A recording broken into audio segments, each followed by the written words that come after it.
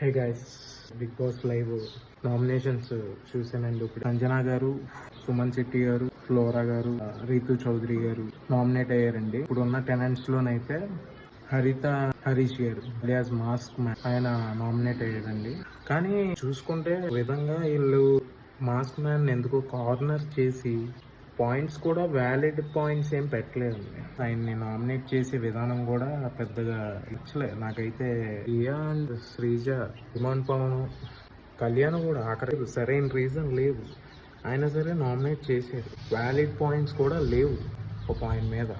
Mask man చెప్పింది valid points Priya మీద. Group game ఆడుతున్నారు అనేసి నాకైతే క్లియర్ కట్ గా అర్థమైంది. నన్ను అడిగితే శ్రీజ, ప్రియా, డెమోన్ పవన్, కళ్యాణ్ వీళ్ళంత వరస్ట్ నన్ను అడిగితే ఇంకెవ్వరు ఉండరేమో.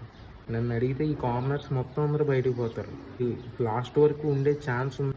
హరీష్ గారికి ఉండే ఛాన్స్ అయితే వీళ్ళైతే డెఫినెట్లీ పోతారనేసి అనుకుంటున్నాను. నా ఒపీనియన్ ఇది. నాకు తెలిసి నెక్స్ట్ ఎలిమినేషన్ వచ్చేసి ఫ్లోరా గారు అనుకుంటున్నాను. కీప్ వాచ్, సబ్స్క్రైబ్ చేసుకోండి.